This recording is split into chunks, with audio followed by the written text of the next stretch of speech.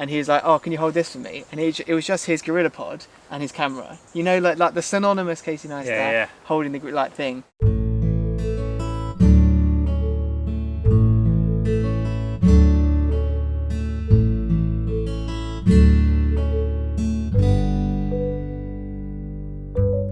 Hello, welcome back to the channel. Another day, another walk, and I am in Essex at Hanningfield Reservoir for my first ever visit here, and I am with the wonderful Saunders CB Carmichael-Brown, to give the full name, Formula E presenter, and one of my favourite travel vloggers. Wow! So Humbled. there you go, humbled indeed. You and Cheap Holiday Expert, my two favourites, two official travel vloggers of the channel. We're going to go for a walk and have a look around. Look, Rawhide. Rawhide. rolling, rolling, rolling.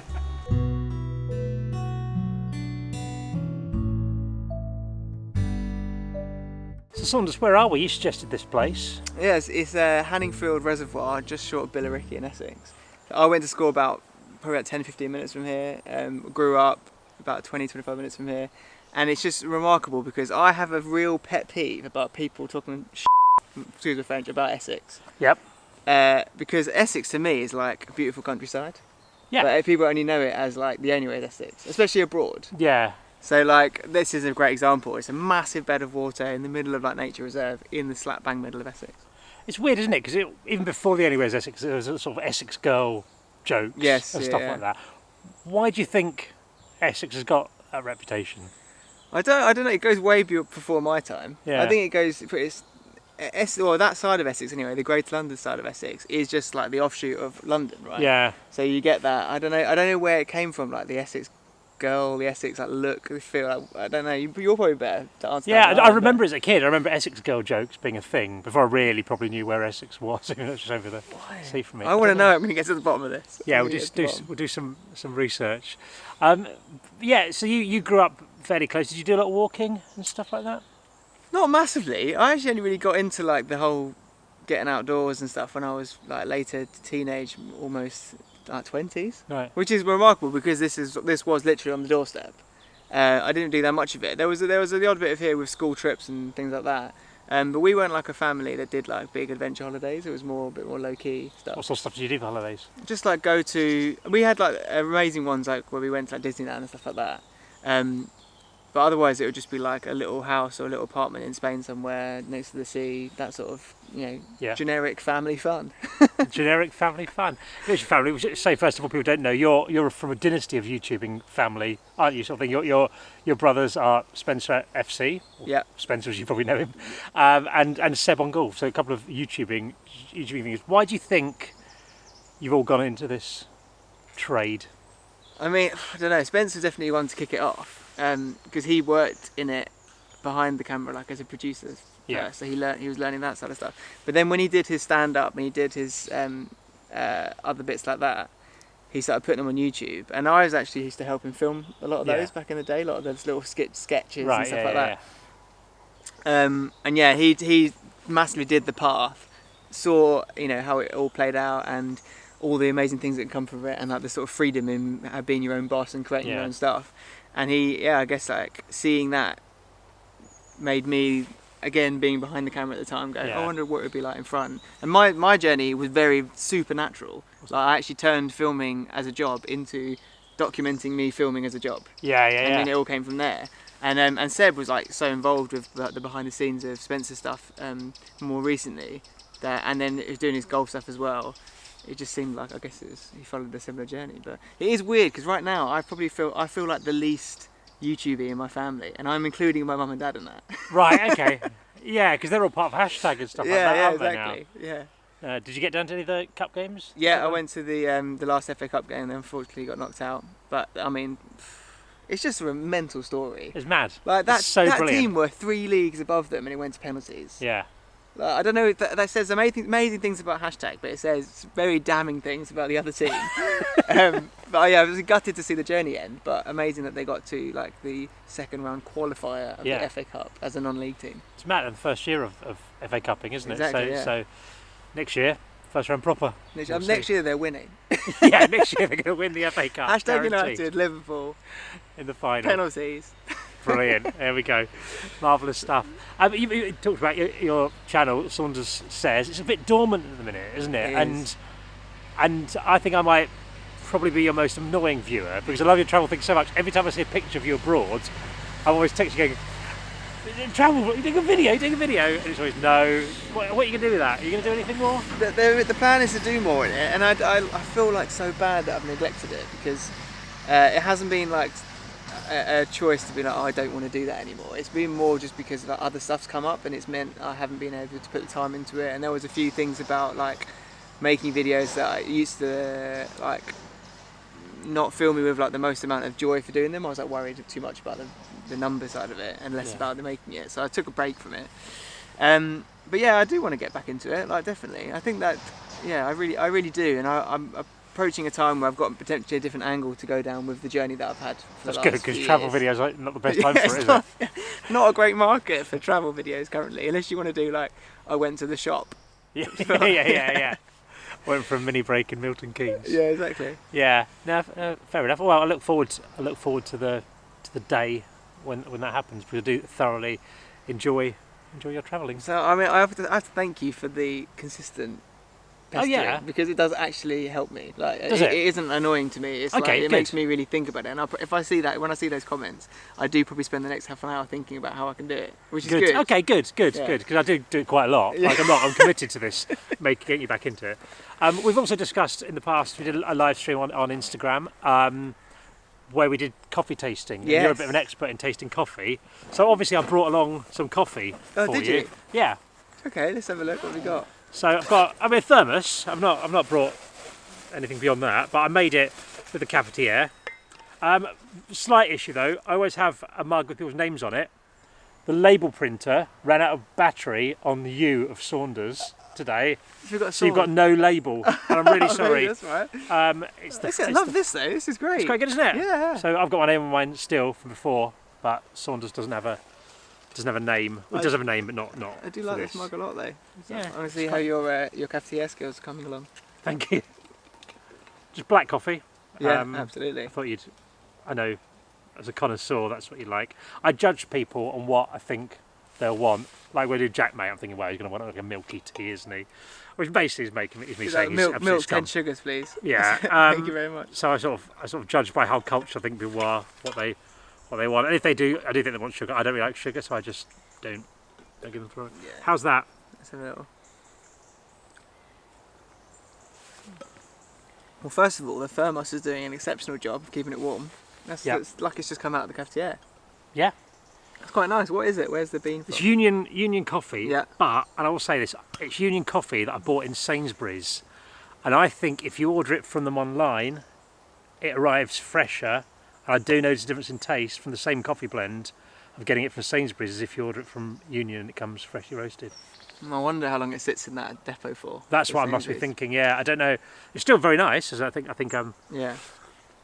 Well, I think it's very nice anyway. But I do think if you buy it directly from them, I've found it to be a more pleasing coffee experience. I'd agree with that. I don't want to. How do I word this? I don't want to trump you of any way, but I didn't know you were going to do this. Right. As much as I'm glad that you have. Good. I did also bring some things of my own. What, rival coffee? No, I wouldn't. Yeah, potential rival coffee. Not a cafetiere. I'm going to put this down somewhere. So okay. I'll show you. Is that going to stay out there, do you think? Yeah, it's beautiful. Now, I wanted to bring you the most fresh experience I could. Right. And I know I've talked to you a lot about these Aeropresses before. Yeah.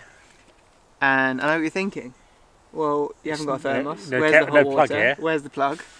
Well, I have that because I brought with me a little camping stove. Oh, this is ridiculous. To make some absolute fresh coffee. You've humiliated me in terms of coffee.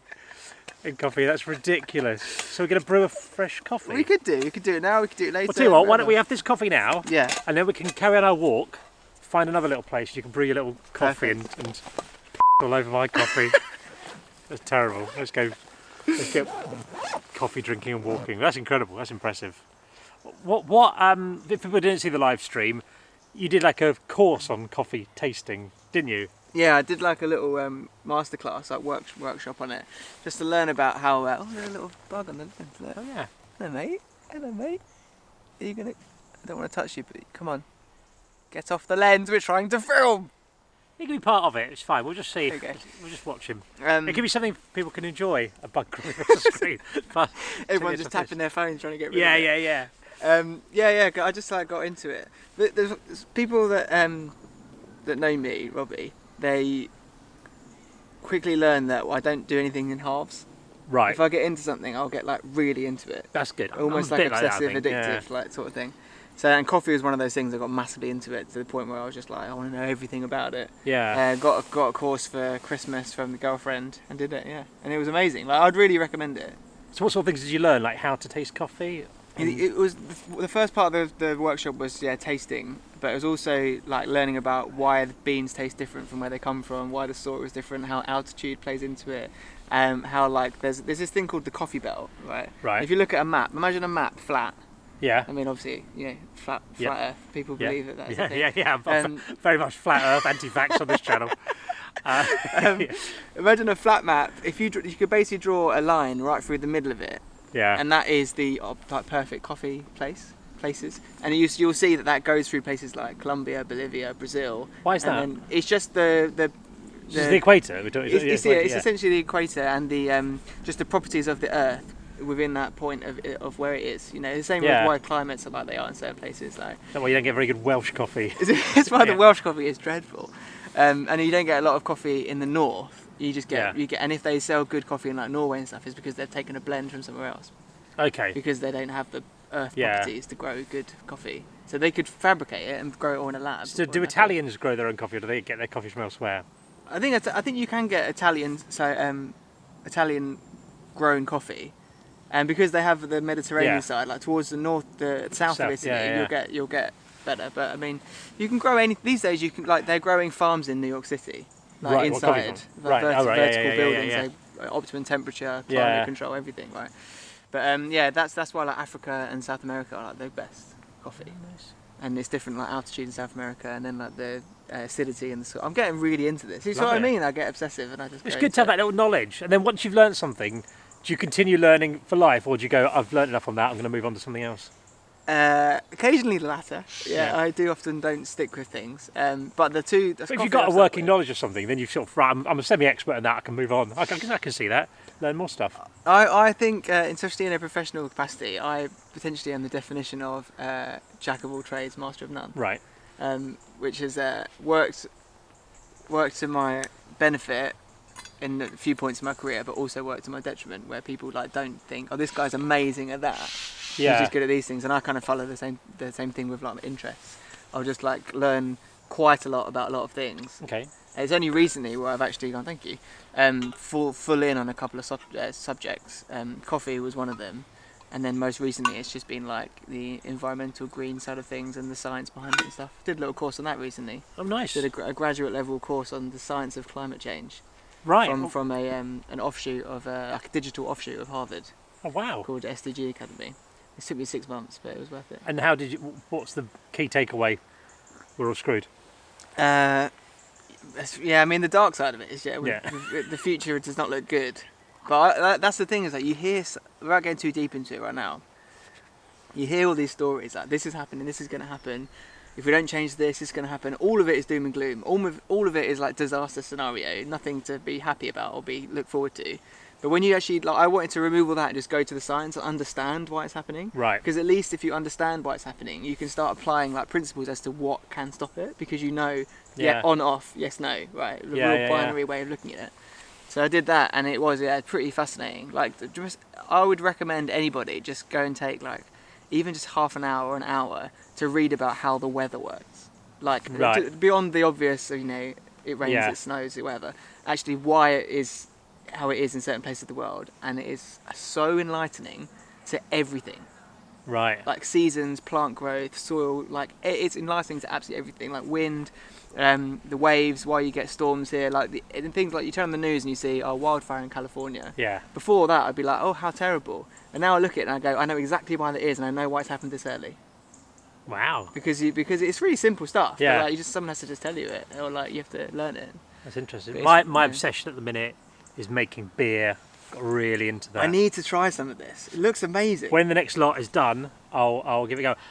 I'll keep talking about this on videos, but I am amazed by that you can do it. Like, do you know what I mean? I get that it's simple to make beer. Yeah. I'm amazed that I can do it. Do you know what I mean? Like, I know the ingredients. It doesn't seem like the kind of thing you can make in your kitchen. It feels like you need a factory or something like that. But it's incredible and really nice and fresh and all that. And now I'm learning about hops and I'm learning about different yeasts and what they do. And so on Monday I'm going to do my first brewing. I've brewed 3 times so far. I'm going to do my first one where I'm going to try and make my own recipe, because there have been kits, stuff like that. Okay, so it's trying to match hops, then find out if that's vaguely nice, then try and improve on it the next time, then try and narrow down so I've got my own signature bin day IPA sort of thing. Yeah. I'm actually wearing your bin day t-shirt right now. Are you? Yeah, but it's not just because I'm filming with you, but because it is actually a very comfortable and warm t-shirt. Oh, show it off to people, because there are still a few sizes left. I think large and medium, perhaps.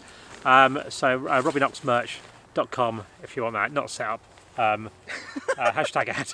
But ad for myself, so I don't know if you have to do it there. Thanks, Saunders. No worries.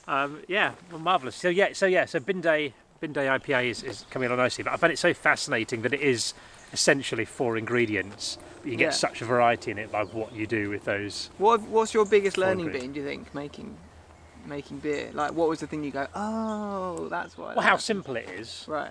I mean, it's simple, and also it looks very complex at first, but then essentially you get some malt, which is like malted barley. You get some malted barley, you soak it in water at a certain temperature for a bit, pour some more hot water over it to get more of the sugars out, because you're getting the fermented sugars out of the malt. Decant that all off. Boil that for probably about an hour, and then you can add some hops, and the hops you add on early on are for bittering, to make it to see how bitter your beer is, and then later on in the boil and after you've boiled, hops then change the flavour depending on what you put in, stuff like that. So, and then you basically put it in to ferment for a couple of weeks. Put it in some bottles with a bit more sugar to carbonate it. A couple of weeks, depending on what you're doing. A couple of weeks to ferment in the basically a bucket. Then put it in a bottle, add a bit more sugar to start it carbonating, basically, so that it's slightly fizzy when you open it. And then give that like another couple of weeks, and it's ready, depending on what you've got. So. And this isn't your first batch. You did a kit before, right? I did one kit where I bought a kit on the internet, and it was a glass, like a little glass thing where you get like 5 litres or something. So it's a lot of work for like 6 beers or something, 7 beers or something like that, by the time you've got rid of all the mistakes. So quite a lot of work for that. But then now I'm doing like 19-litre batches, which is a bit more worthwhile because you get quite a lot of beer out of that. So you bring it like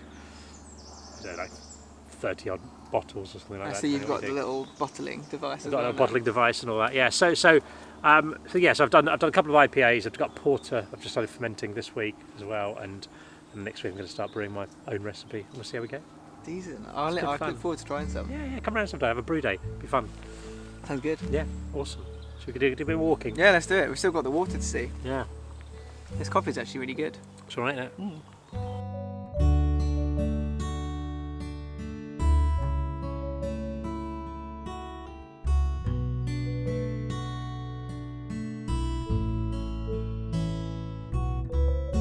Quite into photography, Saunders? Yeah, well, I haven't done it in a while. It's been a while since I've really got the camera out properly and did it. I mean, mainly because of lockdown and stuff, I haven't really been anywhere, but it's nice to just kind of, mess around with stuff again. It's cool. Yeah. I'll definitely look at all this stuff later and be like, crap. And I'm always very critical of my own stuff. Can you tell us anything about this reservoir? Do you know any facts about it? Quick answer, no, but I can happily make some up if you want. Go on, make one up. It is the largest reservoir north of Croydon. But south of Hemel. There's about a 60-mile window, but this is the largest. Within England. No, I think it has got, I don't know for sure, but it has got some stats about being pretty big for the country's average reservoir size. Great, yeah. That'll do. I think there's a spider on you.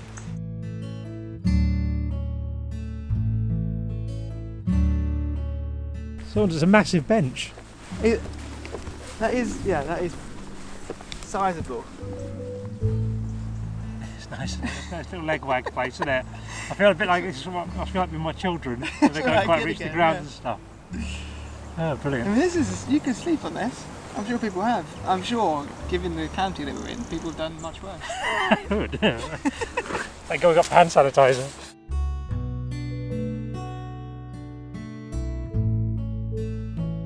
This is really impressive. So do you use this when you go camping? I do, yeah. Have you ever taken it out somewhere just to make a coffee? This is the first time. There's always been a tent nearby, otherwise. This is some coffee, which is called Los Hermanos, which is the brothers in Spanish. Right. And it's actually from a place not far from me in London, but it comes from Colombia. Lovely. It's kind of is this your house brew at home? Yeah, I ground this morning. Okay. They buy the beans from Colombia, and then they unroast it and they roast them in London. And then is that common, or is that? It depends. Some people buy them pre-roasted, or they'll buy them and they'll mix them with another one to get like a blend. But I like it when they do the roasting like sooner to when it goes in your cup, essentially. Oh, okay. Yeah. So you're presenting on Formula E, Saunders. What's going on with Formula E at the minute in COVID times? They finished the season in over a week, didn't they, or something? 2 weeks. 2 weeks and 6 races, which is like unheard of to do that amount of racing in such a short amount of time, logistically anyway. But they finished it. Fortunately, before COVID started, they were already halfway through the season. Okay. So unlike with say Formula One, they actually started their season. They went to Australia, the cars are everyone there, they're ready to practice, and then the lockdown happened. So they sent everyone back home and they didn't get a single race started. Okay. And they only started it back in like May or so. So what was it like when you had that 2 weeks when you were there? Were you everyone getting tested and stuff regularly, or how did it work? It was like a military operation. Like we got to the hotel in Germany, we all had like private transfers, so we couldn't mix or anything. Right. We couldn't like be within close distance of each other. As soon as we got there, when we got to the hotel, you checked in. You had to go to your room and isolate for 24 hours, and then they brought all your food to your door, so you ate like that for 24 hours. Then after that, you went and got a test. Then you had to isolate again for another 24 hours. Wow. So really, the test actually came through sooner than it was meant to for me. It only took like 8 hours. But I was essentially in my hotel room for like a day and a half. Right. Just like not being able to leave. And then it came through and it was negative, so then everyone that's negative can then go out. But the rule was so strict, like you couldn't leave your room unless you were wearing a like mask. You had all the protective gear on you. You had an armband, which was like your area.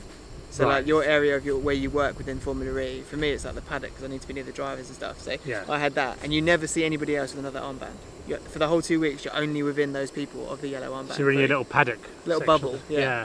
And then it was like your dinners were at certain restaurants in the hotel, and they would only be for people within your bubble.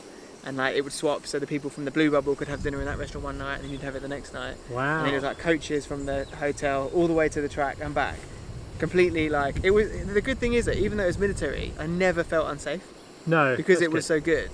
And presumably there weren't any problems. Nobody got. There were 2 positive tests out of 1,400 people, which I think is pretty remarkable. When they arrived or during the thing? Okay. Yeah, no one tested positive during the event. Yeah.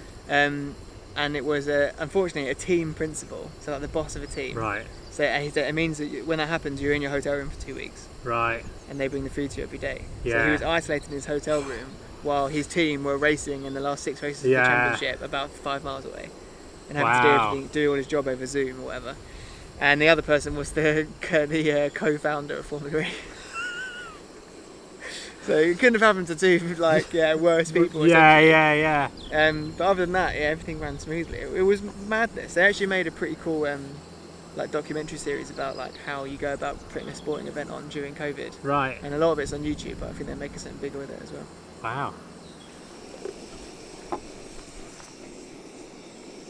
We're going to go with the reverse Aeropress technique. What does that mean? So intentionally you do it upside down. So where you would think about doing it like that and then plunging it this way, you're going to brew it like this and then turn it around at the last minute. Why is that? It's supposedly because this way it starts like falling and starts like going through the filter sooner than you want it to. You want it to brew a little. See you later, filter. You want to let it brew a bit first. This is going to go on the outside a bit, I think. Oh god, I'm getting back. So you're pushing that down directly into the cup? Directly into the cup, yeah. Let me know if it's leaking at the other side. No leak on this side. It's actually quite a lot of force needed as well because it's vacuum. There's a vacuum in here, so you're literally pushing the coffee through a filter without any assistance. So the air doesn't come into it until quite later because of the filter at the bottom. And you'll hear it. It'll go like tss, right at the end. That's how you know you've done it. Brilliant. Voila. Look at that. Have a sip of that. Do you want to share it? I was originally gonna make another one because there's a bit of water in there, but the rain stopped. But I don't want to. Just give yourself half of that. I think we've already. So we've got. How can I do this? Is this Just go for it. Just go for it, Saunders. Yes. Right. Let's give this a go. Gin. Cheers for our first ever outdoor on a walk fresh coffee. That's really nice. Quite light. Does it feel quite light? As in, like, it feels more watery than it does coffee. Yeah. Because you can get Quite bitter. yeah. Yeah. That's really nice. And this one is grown it's Colombian. Yeah. It's grown at high altitude and it's grown next to like soil that grows things like chili plants. As Yeah, well. I was going to say that from a little the bit of taste. extra spice. Yeah, it did feel like it was near quite high altitude. Near chili plants. And also, I'm sure you'll back me up on this. Everything tastes nicer when you like Well, you put the effort put the in. effort Yeah, in. 100%. you make it. Yeah.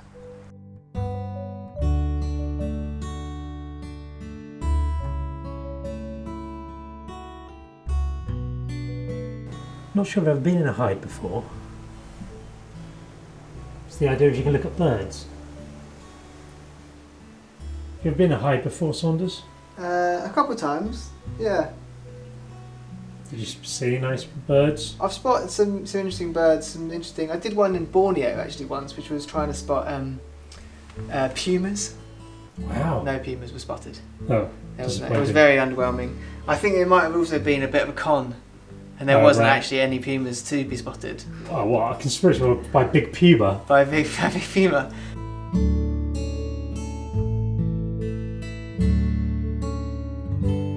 Saunders, you have a family football club in #United. Are you still involved in stuff at all there? I'm involved as obviously a family member, but I'm basically just a fan now. Yeah. I used to film and edit all of the first chapter, I guess you could call it. Yeah. Games, maybe first 2 chapters. When it was more like a YouTube team, and there was like friends of Spencer's, friends of the family, and YouTubers on the team. Yeah. But now it's like a proper non-league unit. Is it more Yeah, year-round thing? I had other stuff doing. Yeah, they needed more time than I could give, and also like it's become so big now, and like I'm gone another path doing other stuff on my own. So Yeah. I'm just a fan, which is great because I Yeah. get to kind of see it from both sides. I kind of see it on the inside, but then also get to see it in this like, how amazing is it that this team that was started as a team of friends, YouTube team, and now it's like an actual legit football team in the pyramid structure. In the FA Cup recently, Yeah. and like obviously going on to bigger and better things. Like I swear, there's probably at least 2 things a week where I go, oh, "That's really cool," and a lot of it I don't know about because it still happens. Like to the side. And I see it on Twitter for the first time, or whatever. And I'm like, that is really cool. Yeah. Yeah, that is really cool. The good thing about your channel coming back is that you can now be the last remaining YouTube channel to make a video about Jeremy Lynch at the Wembley Cup. Yeah. Got some. I haven't really got my own experience about that. I was there. I was there in the as it all kicked off in the bar afterwards as well, which I think Stephen talks more about that side than my brothers did. But yeah, I definitely will have to make a video about how much of a bellend he is. There were a lot. I got lost in a rabbit warren of watching these videos, and another one would pop up and all that and sort of thing, and all this like a soap opera, isn't it? I mean, yeah, I think it's a big topic. Like they're so big. Yeah. And I have very little experience with them, but I have a couple of production experiences where I filmed with them or filmed a video with them, for them. Sorry. But other than that, I don't really have much. But in my experience, seems to be what is like the general consensus is that Billy's an alright guy, but Jeremy's not so much. Yeah, I've met them once, and they were both absolutely fine. But Really? that's one afternoon sort of There you go. thing. But yeah, I wasn't looking for a clickbaity title there. By the way, I was just saying that remarking. Unseen message. Saunders says. Unspoken about angle of the F2 freestylers. I did film with them once though, and that was an interesting experience. Filming in the winter as they make one of their videos. It was a collab. I was working with the other guy, and seeing actually how long it takes for their videos to come out. Yeah. Yeah. A lot of work. Let's just say 6.5 hours on a December morning for 3 skills. It's a lot of work, that, isn't it? It's a lot of work, and they're craftsmen. They want to get it right. Yeah, I get yeah. that, but I went in naively thinking that they'd just nail it first time, but Yeah, didn't happen. it didn't. Oh well. Yeah. Behind the curtain now, what on the positive side though, you must have worked with a lot of YouTubers and that over the years. Who are your favourites? Who are the nice guys of the internet? I mean, I guess you could say, ironically to how a lot of other people in the community perhaps see him, we have a similar love for Jaackmaate. Yeah, I think Jack's. He's a great guy. Yeah. My relationship with Jack, although I don't see him that much now, when it started, I was filming him as like a talent for a football project I was working on. I was behind the camera, and we spent about a week together in Tobago. Yep. Trinidad and Tobago. So it was like so intense, having not known each other, and then literally sharing a hotel room. Right. Like yeah. it was super intense. So and then from there, when I started my own channel, he was really supportive, really, really helpful. And like I went to Summer in the City a few times, like the YouTube London event. Didn't know anyone, and Jack was like always happy to like let me hang out with him and his lot for the whole time. Yeah. So yeah, I've got nothing but respect for him. But there has been a few moments where I've worked with other YouTubers, and someone's asked that question, like who do you know, like who do you get on with? And I mean, like, I really like Jack. Oh, what, Jaackmaate? And like and it's because they're perhaps more chummy with the Zoella's side of things. I've been for brunch with Alfie Days and it came up. Really? Yeah, I don't often go for brunch. I mean, I've met him once and haven't done a brunch thing like that. So, yep. I mean, no, I was totally like, no, I don't know, mate, don't know. But I do think though, like, I don't think he's actually ever done anything that bad. I think it is just like, I could see why some people would not. But there's nothing. I don't really watch any videos and disagree with them. But he's called people out for some things that are genuinely pretty distasteful. But also like, I think it's because like everyone's so protective over their like online persona, especially like the old school YouTubers, and like they're so worried about everything because of like brand deals, everything like that. That they like any negative press is like, oh, this is the worst thing ever. Like this guy has to be destroyed because of it. It's like it's banter. Like most of it is just banter. Yeah. I sound a little bit like Richard Keith. It's like that, just banter. But like, yeah, I mean, I think as much as he gives people a hard time, sometimes legitimately, he also gets a rough ride. I think with how people talk about the sort of content he makes. Yeah. I think so. Is that fair to say? Yeah, no, I think it is, and I think it's done with humour. Generally, like it's all. He's a funny guy. And the people that he is hammering, quite a lot of the time, there's generally a justifiable reason for it, isn't absolutely. there? Yeah. No, I really like him. Who else do you like? I haven't got to work with him or be around him too much, but I've done a few things with Stephen Tries and Will and E. Yeah. Stephen Tries might possibly be the most naturally funny person I've ever met in my life. Brilliant. I hope that'll be. I've never met him. I'd never met him before, and I was filming something with XO, like when XO was making stuff, and it was like a track day with True Geordie and stuff, and they'd gone to drive cars. I'd never met Stephen Tries before. I was in a separate journey up there with Lawrence, and we met them at the place. The first like 30 seconds of knowing Stephen Fries, he already had me like laughing out loud behind the camera, and it was just a really simple thing where he pretended he was going into a portaloo. And he just opened the door first and pretended that someone was in there. And he just went, oh, sorry, like that. And I was like, that's just so funny. Yeah, like, I've never met this guy before. And the first thing he does is just like off the wit, great comedy moment. And from then on, he's had me in stitches pretty much every 20 seconds. I went to film him and Will when they did their live show. They did their live comedy show. Yeah. And like hearing them riffing before, like warming up before the performance was like, it was so good. Like and Max as well, obviously. Yeah. They're good guys. I'm trying to think of other people. I mean, the biggest one for me personally was getting to spend a day with Casey Neistat last year. That's mad. Which was just like, it wasn't for my own content. It was because I was as a digital presenter at Formula E. I was basically just helping him get the max out of his content when he came as a guest to Formula E. But like, I literally spent most of the day with him to the point where I was talking to him about Formula E, but we started talking about YouTube and bigger things. It was the day before he moved to LA. Right, So he was in like a really interesting place where he was like, I don't know if I want to leave New York. Like he'd had a really big discussion about it on that day, and like, he was leaving the next day. Everything was so fresh. I think he just wanted someone to talk to about it. Yeah. So there was points where he'd film a time lapse, and I'd be like, Casey, this is a 20-minute time lapse. We've been talking for ages here, and we've just been talking about life. Like, he'd be giving me advice about travel. He'd been giving me advice about how to like manage the travel things and relationships, like really like personal What was he stuff. saying about that? What sort of thing? Just like solid advice about how to. It's really easy to like let filming stuff dominate, especially with travel. Yeah. And you start doing things for the object of filming it rather than doing it for the object of enjoying it as a experience. And I realised that once when I did like this amazing. My girlfriend and I did this amazing paragliding experience in Slovenia. It was only half an hour long, but we're like catching their thermals, going really high into the air, amazing views of mountains and stuff. And I got to the bottom of it, and I was like, stop. I had a GoPro, a 360 cam, another GoPro on my head, and a camera in my hand. And I literally had no experience of the whole thing. Yeah. I had 6 angles of it, but personally, I didn't feel like I'd even done it.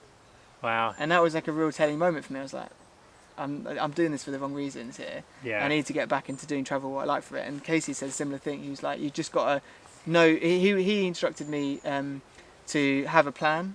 And like, as well as being ready to shoot everything all the time, having a rough idea of knowing like how things will go allows you to kind of like section stuff off and then enjoy it as well as filming stuff. I find because I've only really done the skiing things, I've done that. And I think I try and limit it to I'll film a little bit, maybe at the start of the day, or when there's a sunny bit, I'll film a few bits there.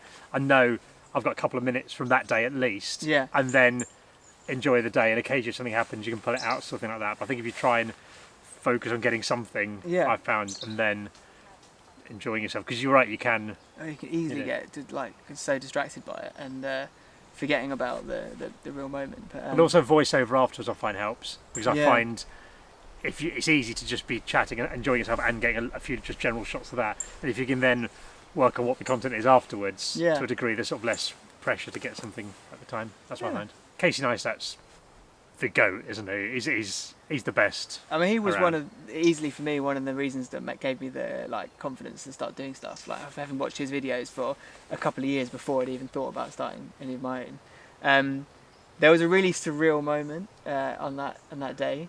Aside from all of that, the conversations that I genuinely felt like I was just talking to like a mate almost. We were so open with each other, like having only just met each other, being able to talk comfortably about arguments with our girlfriends and wives and stuff. Like, it was really surreal. But there was a moment where he went to the toilet and he was like, "Oh, can you hold this for me?" And it was just his gorilla pod and his camera, like the synonymous Casey Neistat holding the thing. And I held it and I was just like, this is mad. And I remember I just took a picture of my hand holding it and sent it to my mate who we used to watch a lot of videos together. And they replied, were like, "That is so iconic." That's so cool. Yeah. Even now I watch videos of his and you just learn things all the time. When you just analyse things. I remember seeing something the other day of him just stopping. He was on a road trip and stopped at like a gas station or something, because I think might have had an electric car he had charged or something like that. And I think he was stopped there. But even that, when he's leaving, either arriving or leaving at the thing, and it's like 4 different shots or something, like a drone shot above, an angle low from him reversing, another one here, sort of thing, like 4 different shots just for him. So you think about it, go, okay, so he's had to repeatedly pull in and out of this parking space like 4 times for 1 2-second He makes it look like he's got a film crew with him. And like, having seen him at that event and him making a video of that, it is literally just him and his camera. Like, he has the drone when he can. But this was in New York, so he can in the city. But like the amount that he can do with just that, and his charisma takes like the real front seat of it, doesn't it? And that was a really cool thing, is that it was like being in one of his videos, because he just was exactly the same. Well, you were in a video, weren't you? Yeah, I had a very short part. Well, it's kind of awkward though, because it's not good for my Formula E role, what I said. What did you say? He was like, do they crash that often? And he meant it as in like, are they safe? And I meant it as in like, well, yeah, the nature of the sport is that there is a lot of action. So I was like, yeah, there'll be loads of crashes. And he was like, well, I hope not. No, I don't. I mean, in a good way, Yeah, I meant it in a good way. I'd be on your side. I want a safe but crashes. I think he just gets it in before he cuts. But I'm like, oh no, super safe. But he goes.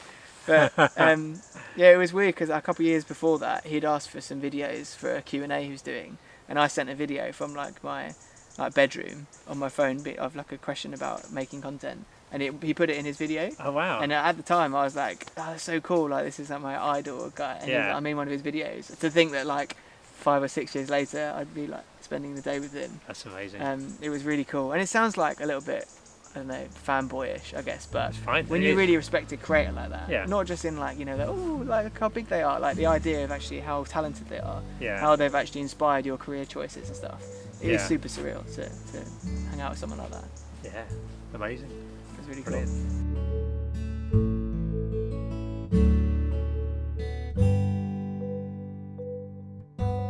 So there we go, it's been a lovely little day out, walking around the reservoir. Have you had a nice time, Saunders? So much fun. Thanks very much for having me. It's been good. It's been really good. I've had a very nice time, and thank you for the effort you went to with the coffee. That was absolutely fantastic. A little bit try hard. A little bit try hard, yeah, that's fair enough, but it's better than not trying, I suppose.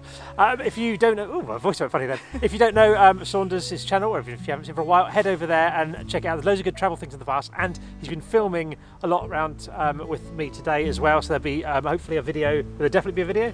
Let's say it. Let's say if definitely, I say yeah. it, then it has to be. Pressure. There'll be a video with me on his channel over there now. We do a lot of stuff on it where we talk quite in depth about the old Soccer AM days and all that, and content and how tips for YouTube and stuff like that, and a little chat. Is it fair to say that in my chat with you, or that's going to be in my channel, there are some little Robbie Knox tidbits that people might not have heard? Oh yeah, I'm just exclusive really things. Exclusive Get things. over to my I don't know channel. what the clickbait value is of Robbie Knox tidbits no one's heard, but More than you think. More than you think. Okay, but yeah, there certainly are some tips. I'm going to press you in focus instead of me because the camera's prioritising me quite unfairly. So yeah, head over to Saunders' channel. Thank you very much. I'm going to get back in the Vauxhall Vectra, and Saunders is going to go off in his fancy electric car that he just bought. Whoop, whoop. Load bay.